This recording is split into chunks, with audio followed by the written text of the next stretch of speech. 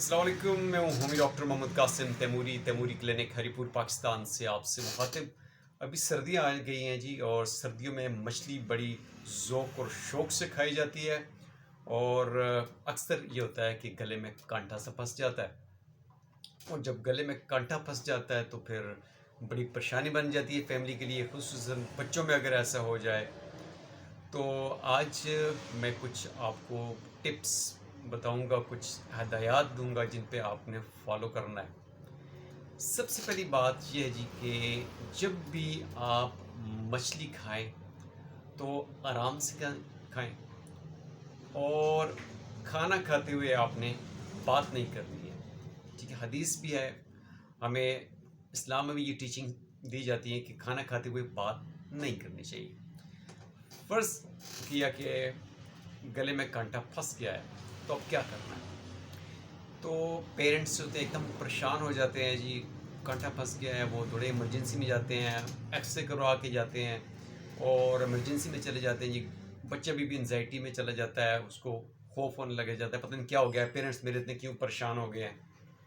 एक anxiety develop हो जाती है। तो इसकी फर्स्ट एड ये है जी कि जैसे ही आपको लगे कि कांटा गले में फंस गया है, तो आपने बच्चे को रोटी के नवाले, रूखे नवाले दें और पानी साथ उसको पीने का बोलें।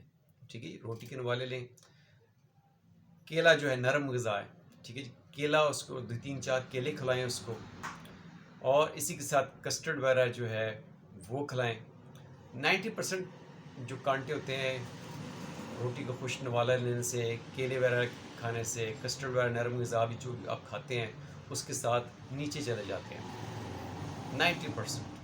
कोई एक आध कोई ऐसा हो कि वो गले की कहीं आगे पीछे फंस गया हो, तो उसको जो है देख के कैमरे की वजह से भी देख के उसको निकाल दिया जाता है। लेकिन 90% आप इसकी टिप यही है कि आप उसी वक्त जो है रोटी का नवाला पर खाएँ, 3-4 नवाले खाएँ, उसके बाद केले वगैरह दें उसको, कस्टर्ड वगैरह दें, और तो उसके साथ इसकी सिचुएशन जो है वो रिज़ॉल्व हो जाती है।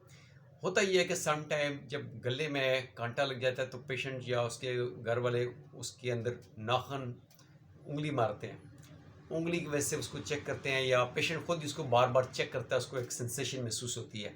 वो जितना वो उंगली से उसको टच करता है उतनी ज़्यादा उसकी सेंसेशन जो है, उसको ऐसे लगता है कुछ अंदर कुछ है। कांटा बिल्कुल नहीं होगा, लेकिन वो उंगली मारने की वजह से उसको बार बार सेंसेशन हो जाती है। तो होम्योपैथी में हमारे पास एक मेडिसिन है जी अर्निका, और दूसरी मेडिसिन सिलेशिया। इनका हम इस्तेमाल करवाते हैं कि उसकी अगर वो सेंसेशन भी अंदर है, कुछ ज़ुबान के ऊपर या गले में कुछ है, अटका हुआ है, कुछ लगा हुआ है, तो वो सेंसेशन भी ख़त्म हो जाती है। अगर कोई इंजरी हो गई है तो वो अर्निका से बेहतर हो जाती है।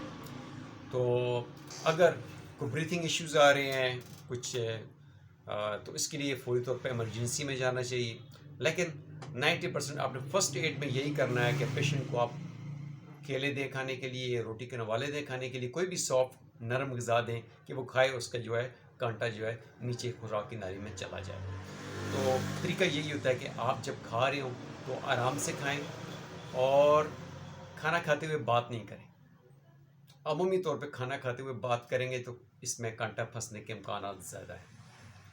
तो जो आपको टिप बताइए, ज़री बात है आप मछली खाते हैं, और अगर आप बच्चों को ला के दे रहे हैं तो बच्चों को सबसे पहले बताएं कि खाना खाते हुए आपने बात नहीं करनी।